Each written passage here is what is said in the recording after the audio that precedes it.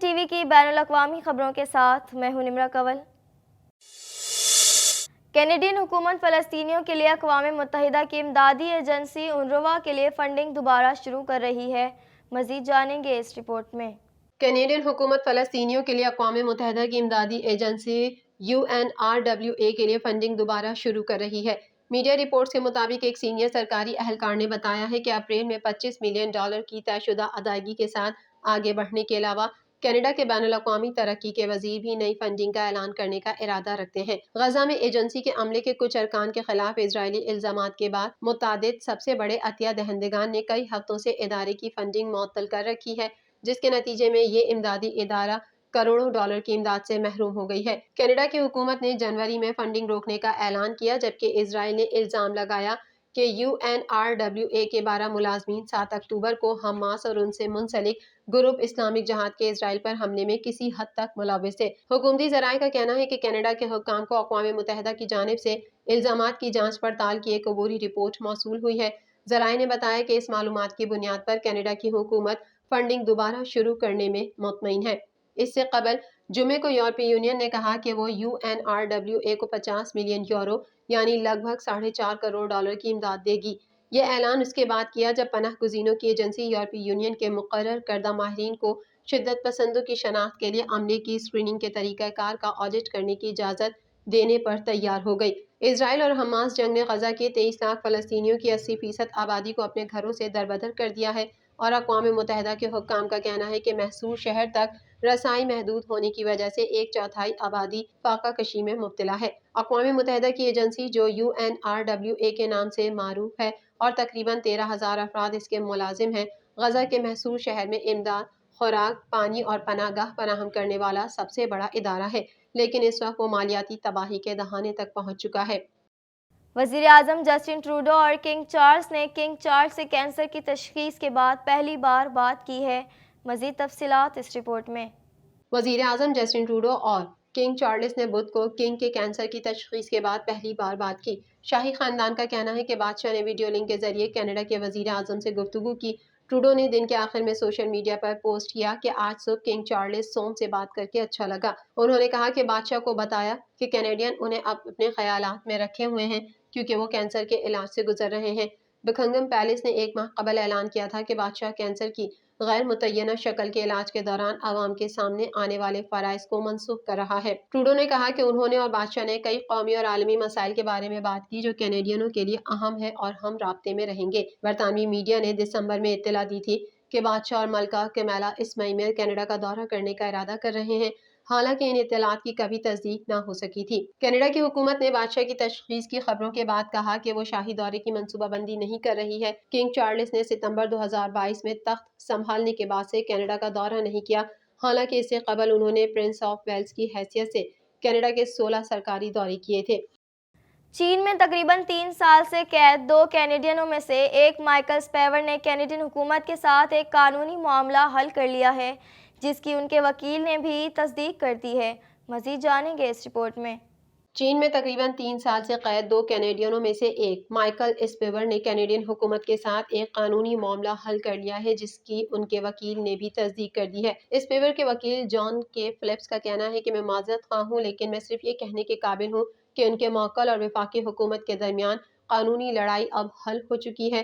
اسپیور اور ان کے ساتھی کینیڈین مائیکل کوبرک کے 2 سال سے زائد عرصے کے بعد اس معاملے کا حل سامنے آیا ہے، جن کو مل کر 2 مائیکلز کا نام دیا گیا تھا، جو ستمبر 2021 میں چینی حراست سے رہا ہوئے تھے۔ دسمبر 2018 چینی ٹیک کمپنی ہواوے کے چیف فائنینشل آفیسر مینگ وانزو کی کینیڈا سے امریکہ حوالگی کی کوشش کے بعد جنہیں چین میں گرفتار کیا گیا تھا۔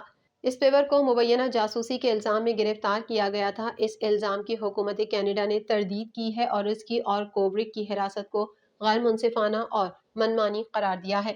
ان افراد کو اسی دن رہا کیا گیا تھا جب امریکی محکمہ انصاف نے مینگ کے خلاف الزامات کو حل کرنے کے لیے ایک معاہدہ کیا تھا۔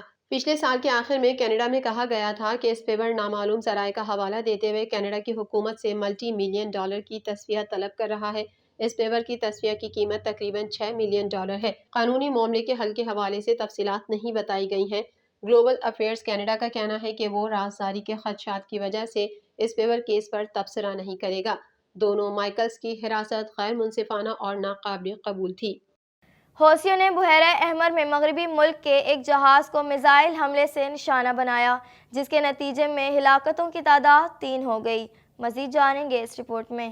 حوثیوں نے بحیرہ احمر میں مغربی ملک کے ایک جہاز کو میزائل حملے سے نشانہ بنایا، جس کے نتیجے میں ہلاکتوں کی تعداد 3 ہو گئی جبکہ 6 زخمی ہیں۔ امریکی دفاعی عہدیداروں کا کہنا تھا کہ حوثیوں نے آج معصوم شہریوں کو قتل کیا اور رپورٹ ہے کہ 3 افراد ہلاک اور عملے کے 6 افراد زخمی ہو گئے۔ ایرانی حمایت یافتہ حوثیوں کی جانب سے بحیرہ احمر سے گزرنے والے غیر ملکی جہازوں کو نشانہ بنایا جا رہا ہے۔ میزائل اور ڈرون سے نشانہ بنایا جاتا رہا ہے، لیکن پہلی مرتبہ ہلاکتوں کی رپورٹ سامنے آئی ہے۔ میڈیا رپورٹ کے مطابق امریکی عہدیداروں نے بتایا کہ بحیرہ احمر میں خلیج عدن میں حوثیوں کے میزائل حملے میں عملے کے 3 افراد ہلاک ہو گئے ہیں۔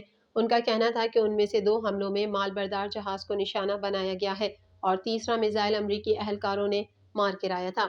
یہ گزشتہ 2 روز کے دوران حوثیوں کی جانب سے ہونے والا بیلسٹک میزائل کا 5واں اٹیک تھا۔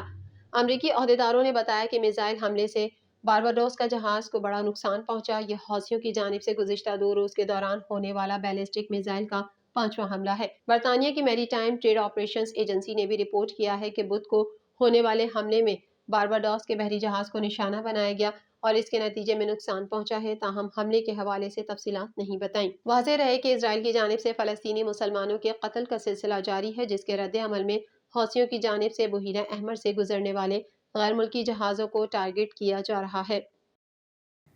غزہ میں اسرائیلی بربریت کا سلسلہ تھم نہ سکا۔ صہیونی فوج کی بمباری سے مزید 86 فلسطینی شہید اور 113 زخمی ہو گئے۔ مزید تفصیلات اس رپورٹ میں۔ غزہ میں اسرائیلی بربریت کا سلسلہ تھم نہ سکا۔ صہیونی فوج کی بمباری سے مزید 86 فلسطینی شہید اور 113 زخمی ہو گئے۔ صہیونی بمباری کے ساتھ ساتھ بھوک اور افلاس نے فلسطینیوں کے لیے مزید مشکلات کھڑی کر دی ہیں۔ غزہ میں انسانوں کا مسلط کردہ قحط منڈلا رہا ہے۔ ہر طرف بھوک ہے، چند ماہ کے بچے پانی کی کمی اور بھوک سے مر رہے ہیں اور اب تک بھوک سے جاں بحق ہونے والوں کی تعداد 20 تک پہنچ گئی ہے۔ غزہ میں اسرائیلی فوج کی سفاکیت کے نتیجے میں 7 اکتوبر سے اب تک 30,717 فلسطینی شہید اور 72,156 زخمی ہو چکے ہیں۔ دوسری جانب رمضان سے قبل جنگ بندی کے لیے مصر میں مذاکراتی دور جاری ہے، تاہم اب تک مذاکرات میں کوئی بریک تھرو نہیں ہوا ہے۔ حماس کی جانب سے غزہ میں مکمل جنگ بندی تک اسرائیل کے ساتھ قیدیوں کا تبادلہ نہ کرنے کا اعلان کر دیا گیا۔ حماس کے رہنما اسامہ حمدان نے کہا کہ ہماری شرائط واضح ہیں، ہم مکمل اسرائیلی انخلا، بے گھر ہونے والوں کی اپنے علاقوں میں واپسی اور بڑی مقدار میں امداد کی فراہمی چاہتے ہیں۔ اسرائیل اب بھی تاخیری چالوں اور طریقوں پر عمل پیرا ہے۔ انہوں نے کہا کہ اسرائیل غزہ کے لوگوں کے قتل عام اور بھوک پیاس سے مرنے کا سلسلہ جاری رکھے ہوئے ہے اور بھوک کو دباؤ کے طور پر استعمال کیا جا رہا ہے۔ اسرائیل جنگ میں جو کچھ حاصل کرنے میں ناکام رہا ہے وہ مذاکرات کی میز پر حاصل کرنا چاہتا ہے۔ غیر ملکی میڈیا کے مطابق غزہ میں اسرائیل نے یہودی آباد کاروں کے لیے 3,500 رہائشی یونٹ قائم کرنے کی منظوری دے دی ہے۔ رپورٹس کے مطابق غیر قانونی بستیاں فلسطینی علاقوں میں بنائی جائیں گی۔ مغربی کنارہ مختلف ٹکڑوں میں تقسیم ہونے سے فلسطینی ریاست کا قیام ناممکن ہو جائے گا۔ علاوہ ازیں جنوب مشرقی ایشیائی اور آسٹریلوی رہنماؤں نے گزشتہ روز فلسطینی سرزمین پر انسانی صورتحال کو خوفناک قرار دیتے ہوئے غزہ میں فوری اور دیرپا جنگ بندی کا مطالبہ کر دیا۔ TNN TV کے نیوز بلیٹن سے فی الحال اتنا ہی۔ اپنی میزبان نمرہ کنول کو دیجیے اجازت۔ اللہ حافظ۔